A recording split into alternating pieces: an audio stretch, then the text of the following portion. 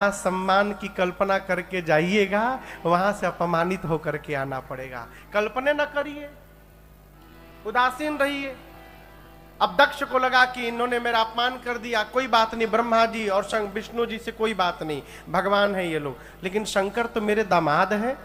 ससुर जी आए और दामाद खड़े होकर अभिवादन न करे, और शंकर जी को पता नहीं चला कब उनके ससुर जी आ गए। बाबा तो माला पकड़ के राम राम राम राम में लगे हुए थे, और उसी दिन से दक्ष ने शत्रु मान लिया। गोस्वामी जी कहते हैं, दक्ष लिए मुनि बोली सब, करन लगे बढ़ जा। मुनियों को बुलाकर यज्ञ प्रारंभ करने लगे। अब यज्ञ में किसको बुलाया जाएगा? आवाहन होता है देवताओं का। यज्ञ में किसका आवाहन होता है? जब तक देवता नहीं आएंगे यज्ञ होगा नहीं। दक्ष को लगा शंकर जी को नहीं बुलाएंगे तो देवता विरोध कर देंगे, आएंगे नहीं। तो दक्ष ने लालच दिया, न्योते सादर सकल सुर, जे पावत मख भार। कैसे न्योता दिया? आदर पूर्वक। आज की बात कहें तो फल का टोकरी गया, मिठाई का पैकेट गया, गुलदस्ता गया, देवताओं को आने के लिए गाड़ी भेजी गई, इतना आदर देकर बुलाया गया। तो देवता बोले अब इतना आदर देकर कोई बुलाए तो कैसे नहीं जाएंगे। सब देवता चल दिए, लेकिन देवता भी अद्भुत। आना था तो बाईपास से आना चाहिए। जैसे हम देखिए पीछे पीछे आ गए, उधर से इधर से आए थे। वो गेट कहाँ है? ओ हमरा गेटवा कहाँ हो गए। हम पीछे पीछे आ गए, इधर से निकल गए, लेकिन देवता ऐसे नहीं आए। देवता बीचों बीच आए कि सबको पता चले कि हम आ गए हैं। देवता सब कैलाश के ऊपर से अपने अपने विमान में बैठकर देवियों के साथ जाने लगे। कैलाश के ऊपर विमान पहुंचा तो देवताओं ने देवियों से कहा और तेज गाओ, जोर जोर से गाओ। नीचे कथा चल रही है, शंकर भगवान मां सती को कथा सुना रहे हैं। माई का मन थोड़ा कथा में कम लगता था। कथा सुनते सुनते माई जहाज देखने लगी। एक बार हम लोग कथा गा रहे थे, कहाँ हो जहां हवाई जहाज उड़े? जामनगर, गुजरात में। तो वहां एयरफोर्स का एक यूनिट है, तो उनके कैंपस के बाउंड्री के ठीक बगल में पंडाल लगा था। तो आयोजन समिति के लोगों ने सरकार से लेटर लिख करके किया था कि शाम को 2 बजे से लेकर 2 बजे के बाद उनकी प्रैक्टिस ना हो जहाज की, आवाज बहुत शोर करे। तो वो 9 दिन के लिए वो परमिशन मिला था कि 2 बजे से लेकर रात तक कोई जहाज न उड़े। नित्य कथा हुई, अंतिम दिन की कथा सुबह थी। अब जहाज न उड़े, परमिशन 2 बजे से है, कथा हो गई 10 बजे से। और जैसे हनुमान जी का आवाहन हुआ, एक सुखोई जहाज उड़ा पीछे से। और जब वो सुखोई जहाज उड़ा ना, तो लगा कि पूरा पंडाल लेके चला जाएगा। लेकिन मजे की बात आपको बताऊं, लोग बैठे करीबन 40,000, और जैसे जहाज जाए पूरे श्रोता। हम बोले अरे भाई ऊपर पंडाल लगा है, आप कितनों गर्दन ऊपर करोगे जहाज थोड़ी दिखाई पड़ जाएगा। लेकिन जैसे जैसे जहाज उड़े सब ऐसे देखे। देवताओं का जहाज जैसे क्रॉस किया, सती मैया कथा छोड़ के लगी जहाज देखने। सती मैया पूछी शंकर जी से, कहां जा रहे हैं? बाबा ने सब बताया, आपके पिताजी यज्ञ कर रहे हैं, वहीं सब देवता भाग लेने जा रहे हैं। मां ने कहा प्रभु पिता भवन उत्सव परमा, जो प्रभु आय सो, तो मैं जाऊं कृपायतना, सादर देख। सती मैया ने कहा प्रभु कथा बंद करिए, पिताजी के घर में उत्सव चल रहा है, यदि आप आज्ञा दे दें तो मैं उत्सव देखने चली जाऊं। शंकर भगवान ने कहा बहुत अच्छी बात कही आपने, मुझे भी अच्छा लगा, लेकिन देवी आपके पिताजी ने हम लोग को न्योता नहीं भेजा है। क्या नहीं भेजा? न्योता समझते हैं? निमंत्रण। यह अनुचित, आपका जाना अनुचित होगा। क्यों? नहीं नेवता पठावा, न्योता नहीं आया है। हाँ, पिता के घर में जीवन में 4 जगह बिना बुलाए जाना चाहिए। पिता के घर में, मित्र के घर में, सदगुरु के घर में और स्वामी के घर में। कार्ड नहीं ढूंढना चाहिए, यहां बिना बुलाए जाना चाहिए। लेकिन यदि अपमानित करने के लिए जानबूझकर नहीं बुलाया गया है तो शंकर भगवान बोले तहां गए कल्याण न होई, वहां जाने पर देवी कल्याण नहीं होगा, मत जाइए। माई कहां मानने वाली है? सती मैया नहीं मानी तो अंत में बाबा बोले ठीक है चले जाइए। बाबा ने अपने 2 मुख्य गणों को दे करके विदा कर दिया। एक महात्मा कह रहे थे विदाई कर दिया पूरा परमानेंट। हाँ, सती मैया पिता के घर गई। गोस्वामी जी कहते हैं पिता भवन जब गई भवानी, पिता भवन जब गई भवानी, दक्ष त्रास काहू न सन मानी, दक्ष त्रास काहू न सन मानी, सादर भले ही मिली एक माता, सादर भले ही मिली एक माता, भगिनी मिली बहुत मुस्कुराता, भगिनी बहुत मुस्कुराता, हाँ भगिनी मिली बहुत मुस्कुराता। पिता के घर जब मां सती गई, आपको सुनकर आश्चर्य लगेगा, दक्ष ने सबको बोल के रखा था घर में, आ गई तो कोई उसे बात तक नहीं करेगा। अब आप सोचिए बेटी पिता के घर में जाए और कोई बेटी को देख नहीं रहा हो, किसी ने नहीं देखा। लेकिन आपको सुनकर अच्छा लगेगा, आपका सब पूरा जगत त्याग कर दे, लेकिन मां कभी त्याग नहीं कर सकती है। सती मैया की मां प्रसूति मैया दौड़कर उनको अपने हृदय से लगा ली और जा करके खूब दुलार करती हैं। उनकी बहनें भी मिली, लेकिन गोस्वामी जी कहते हैं बहनें बहुत मुस्कुरा करके मिली। कैसे मिली? अब इसमें क्या दिक्कत है महाराज मुस्कुराने में? बहुत ज्यादा मुस्कुराना नहीं चाहिए। अब जैसे शिव भी आप कहीं गए और जैसे आप गए तो सामने वाला बोले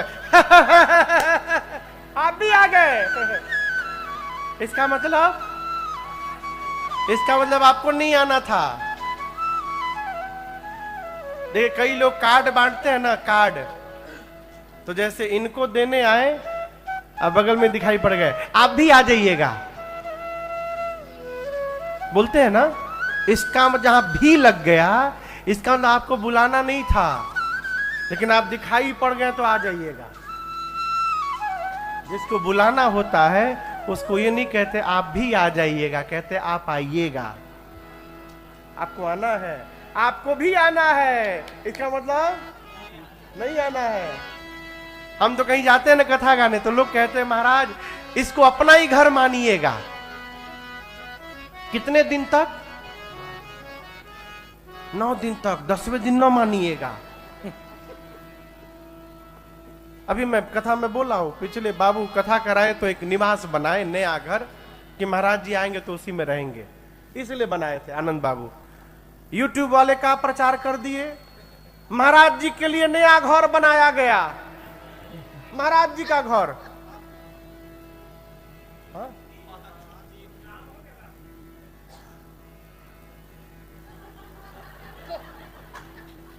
वो तो बाबू ने इसलिए बनवाया कि पुराने घर में नहीं, महाराज जी आएंगे ठाकुर जी आएंगे तो नए घर में रहेंगे, इस भाव से बच्चे ने बनवाया।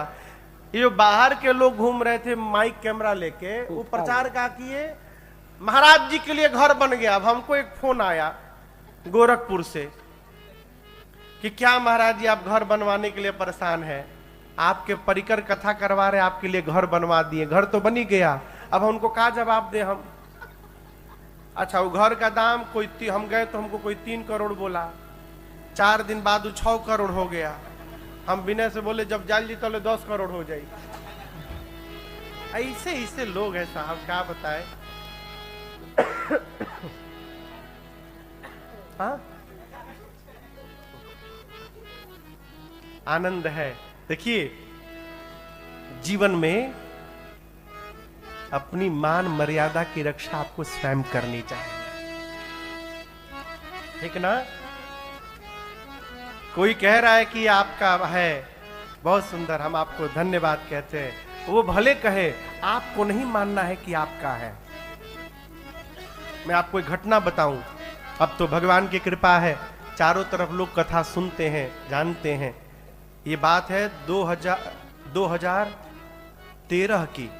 मैं भुवनेश्वर में राम कथा गाने गया। एक माई ने कथा कराई थी, शकुंतला माई ने। तो वहां जो कथा हुई भैया, पहला दिन के जो यजमान थे वहां के डॉन थे, वहां के लोकल डॉन, वो पहला दिन के यजमान थे वहां पर। तो साउंड उस समय थोड़ा पेपा हुआ, कुछ क्या था, पेपा साउंड हुआ। तो ये कथा के बाद वो साउंड ऑपरेटर से बोले कल पेपा होगा, बक्सा में गोली मार दूंगा। तो साउंड वाला बोला कल नहीं होगा। दूसरे दिन फिर पेपा बजा, तो वो बोला कल मार दूंगा गोली। बोला साहब कल कुछ नहीं होगा। तो वहां कथा होती थी रात को 7 बजे से 11 बजे तक। जगन्नाथ जी का मंदिर था। हम लोग कथा उठा करके घर गए, रात में साउंड वाला सारा साउंड खोला, सब लाइट खोल के भाग गया।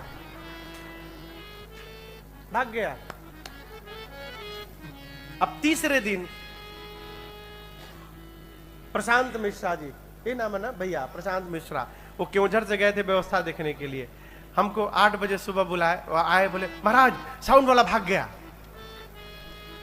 हमने तब हो जाएगा महाराज, हो जाएगा। वो ना जानते ही नहीं थे किसी बात में, हो जाएगा महाराज, हो जाएगा। 5 बजे हम फोन किए, भैया साउंड हुआ? अभी हुआ नहीं महाराज, हो जाएगा, हो जाएगा। अरे 2 घंटा बाद राम कथा है, साउंड लाइट कुछ है नहीं, क्या हो जाएगा।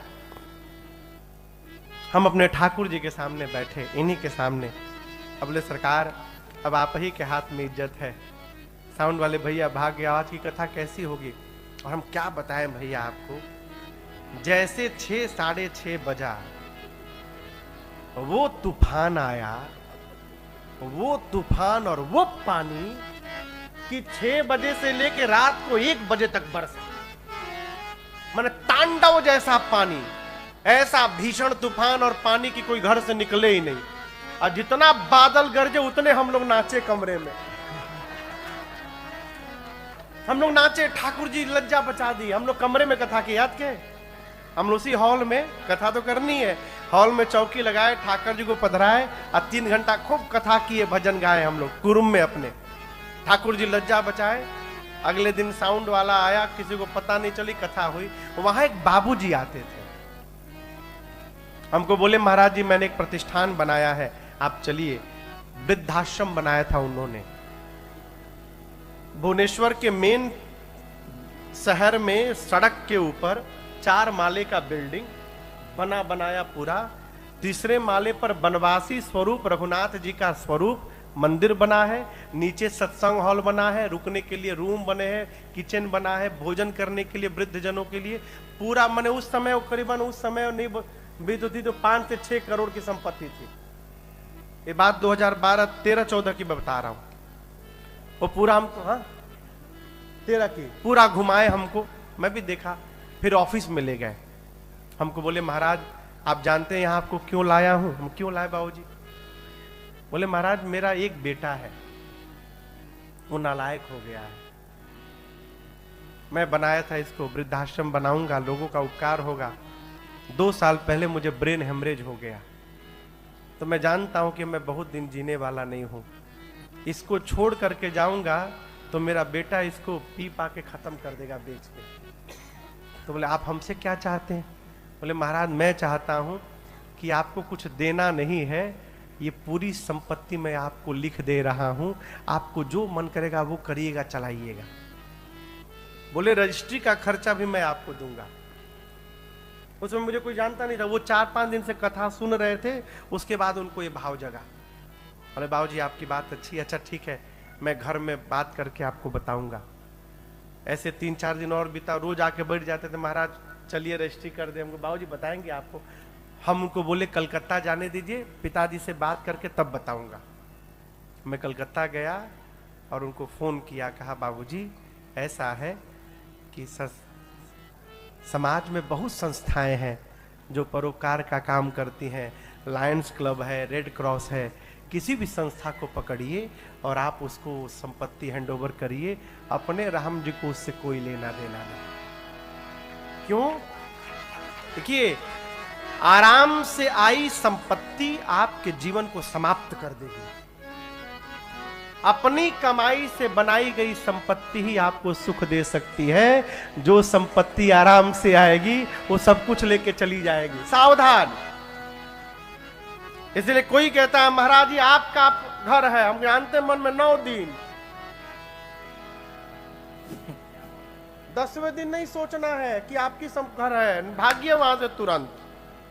और दूसरी बात कहूं, लोग कहते हैं इसको अपना अपना ही घर मानिएगा। है जो अपना घर होता है ना, उसको मानना नहीं पड़ता है, और जहां मानना पड़ता है वो अपना होता नहीं है। बाबू बहुत सावधान। फ्री में कुछ मिले ना दबा, कभी फ्री में कहीं भंडारा में भोजन नहीं करना चाहिए। भोजन यदि करते हैं, 100 रुपया का भोजन किया तो 150 दान पत्र में डाल करके आइए। नहीं तो आप भोजन नहीं किए, जिसने भंडारा करवाया उसका सारा पाप लेकर के चले आए। वो पाप काटने के लिए भंडारा हो रहा है। हाँ, कहीं कहीं मजबूरी में, भाई कोई बुरा ना मानिएगा, कहीं कहीं खाना पड़ता है मजबूरी में, खाइए, लेकिन 100 रुपया का खाइए तो 150 वहां दान पत्र में डाल करके आइए। आपन तेज संभारो आप। ये दोनों का रिलेशन है। क्या रिलेशन है? गोस्वामी जी कहते हैं, सेवक स्वामी सखा सिय पी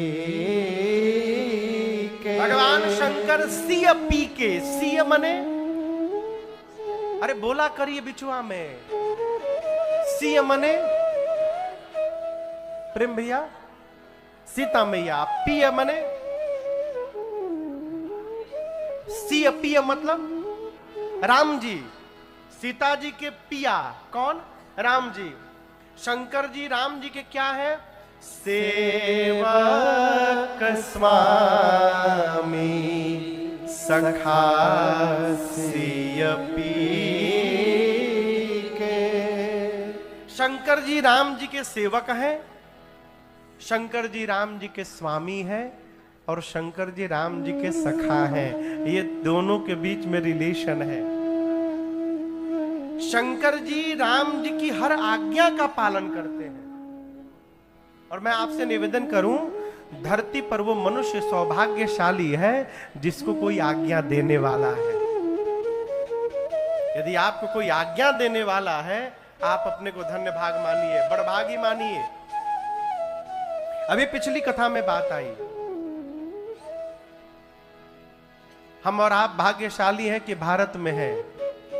क्यों भारत में है ना, तो माता पिता के द्वारा दी गई सेवा भी मिली है। समझ रहे हैं? पिटाई वाली, जब तक पिटाई ना पड़े ना हो तब तक जीवन आकार नहीं प्राप्त करता। कुम्हार मटका बनाता है तो उसको पीटता है, तब उसको शेप मिलता है। उसी प्रकार जीवन में माता पिता की मार न पड़े ना, जीवन को आकार मिलने वाला नहीं है। भारत के बाहर जाइए, बड़ी दुर्गति है, बहुत दुर्गति। आप बच्चे को आंख नहीं दिखा सकते, हाँ? तुरंत पुलिस बुला लेगा, 911। माई बाप गए जेल में, लड़का गया, सीताराम। दोबारा जीवन में लड़का मिलेगा नहीं आपको। बच्चों को ले जाकर क्रिश्चियन बना करके और क्रिश्चियन घर में छोड़ दिया जाता है। डर के मारे लड़का कितनो उदंड करे, उदंड हो जाए, माई बाप की हिम्मत नहीं लड़का को छू दे, डांट नहीं सकते। हमारे एक परिचित इतना त्रस्त हो गए, अपन सारा नौकर, जब लड़कवा को डांटे लड़कवा पुलिस बुला दे। अमेरिका में रहते थे, सब बिजनेस बंद किए वहां पर। यहां भारत में बिजनेस सेटअप किए, घर खरीदे। अब वहां बच्चों को, परिवार को बोले कि बिजनेस में नुकसान हो गया, कर्जा हो गया है, अमेरिका छोड़ के भागना पड़ेगा। और यहाँ सब बिजनेस सेट कर लिए थे, घर वर सब सारा सामान पैक किए, पत्नी के साथ बेटे के साथ अमेरिका से चले, दिल्ली उतरे। और जैसे इमिग्रेशन क्लियर कराए, इमिग्रेशन क्लियर कराते लड़का को पीटना शुरू किए वहीं पर। बोले अब बुलाओ पुलिस यहाँ, तो हम तो मार रहे, पुलिस वो आके मारेगा तुम। हम बड़भागी हैं, हमको कोई आज्ञा दे रहा है। यहाँ पर शंकर जी राम जी की हर आज्ञा का पालन करते हैं। ये बात माँ सती जानती है, इसलिए माँ ने राम जी से कहा कि प्रभु वरदान दीजिए अगले जन्म में भी जनमा जनमा शिव पद अनुराग। भगवान श्री राम बोले आपकी मनोकामना पूर्ण हो गई, लेकिन आपके पिता का सर तो काट दिया गया, उसको अग्निकुंड में भस्म कर दिया गया है। कहो, लेकिन चिंता न करिए देवी, आपके पिता के धड़ पर बकरे का सिर रखकर उनको पुनर्जीवित कर दिया गया है। तो फिर से दक्ष की बेटी बना दूं? मां ने कहा प्रभु मुझे पत्थर की बेटी बना दीजिए, स्वीकार है, लेकिन मुझे दक्ष की बेटी नहीं बनाना है। और इसी वरदान के कारण बाबा कहते हैं तेहि कारण ही मगिरी जाए, तेहि कारण ही मगिरी जाए, जननी पार्वती तन पाए, जननी पार्वती तन पाए। मां का अगला जन्म हिमांचल महाराज के घर में पार्वती मैया के रूप में हुआ है। आइए एक बार भाव श्रद्धा के साथ, यहाँ छिन्न मस्तिका मैया है ना, बोलिए पार्वती मैया की जय। हिमांचल जी के घर में मां का अवतरण हुआ है। नारद जी पहुंचे हिमांचल जी के घर में, नारद जी ने खूब स्वागत किया, हिमांचल जी ने खूब स्वागत किया, नारद जी के पांव पखारा, पूजन किया, बिठाया, पार्वती जी को बुला के प्रणाम करवाया। और हिमांचल जी ने कहा तनिक मेरी बिटिया की हाथ की रेखा देखिए तो क्या दोष गुण लिखा है इनमें बताइए तो। कही सुता के दोष गुण मुनिवर हृदय विचार। नारद जी हाथ लेकर बोले कि महाराज आपकी बेटी समस्त सद्गुणों की खान है, इनका नाम उमा, अंबिका और भवानी। देखिए स्त्री का 3 रूप माना गया है मूल रूप से, ऐसे तो चाची, नानी, काकी, फुआ, फूफी, न जाने का है, लेकिन मूल रूप से 3 स्वरूप है, बेटी, पत्नी और मां। नारद जी ने तीनों रूप का नामकरण किया, नाम उमा, अंबिका, भवानी। ये उमा है आपकी बेटी, अंबिका है जगत की मां, और ये भवानी है भव की अर्धांगिनी होंगी। इनका सौभाग्य खंड बना रहेगा महाराज, आपके बेटी से आपको जगत में यश की प्राप्ति होगी, इनकी सर्वदा पूजा होगी, जय जयकार होगी। हिमांचल जी बोले दोष नहीं लिखा है का? नारद जी बोले इनमें दोष नहीं है, इनके होने वाले पति में दोष है। कहिए तो उनका बताऊं। अरे गौरा हथवा में, आप लोगों को भोजपुरी समझ में आएगी? अच्छा एहो जा भोजपुरी चलत है। अच्छा, गौरा हथवा में इहे बार बार लिखल इनका दुल्हा मिली है निपटे, अरे गवार लिखल बा गौरा हथवा में यह बार बार लिखल। नारद जी बोले महाराज आपके बेटी का जो पति होगा अगुण होगा। अगुण यानी सत रज तम से परे। हिमांचल समझ लिए उसमें कोई गुण नहीं होगा। नारद जी बोले अमान होगा, अमान सम्मान से परे। हिमांचल समझ लिए उसका कोई सम्मान नहीं करेगा। नारद जी बोले उसके माता पिता नहीं होंगे। हिमांचल जी बोले कब मर गए? बोले मरेंगे तब न जब होंगे, थे ही नहीं तो मरेंगे कहां से? वो बिना माता पिता के हैं, उदासीन हैं, संशय रहित हैं, जोगी हैं, उनकी विशाल जटाएं हैं। हिमांचल जी बोले अब सुन नहीं पा रहा हूं। नारद जी बोले असली तो बताया नहीं हूं महाराज, आपके बेटी का पति नंगा रहेगा, नंगा कुछ नहीं पहनेगा, अमंगल वेश बनाकर घूमेगा। और मैं नहीं बोल रहा हूं, आपकी बेटी की हाथ की रेखाएं बता रही हैं, ऐसा पति इनको मिलने वाला है। हिमांचल महाराज तो रोने लगे, पार्वती मैया गदगद हो गई। नारद जी जो बता रहे हैं सब भोले बाबा में विद्यमान है। लगता है राम जी से जो वरदान मांगा था राम जी ने प्रदान कर दिया मुझे। मां प्रसन्न हो गई।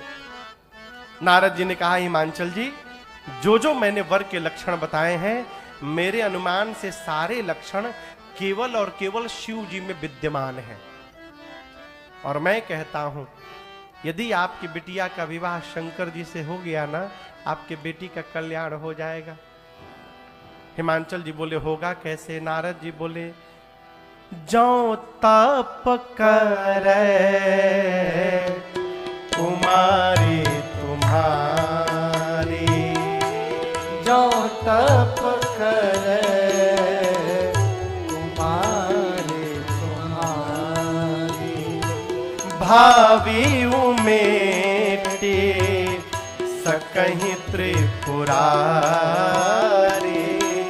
भावी में के सकहीं त्रिपुरारी। यद्यपि पर अनेक जग माही, यद्यपि पर अनेक जग माही, यही कह सेवत जे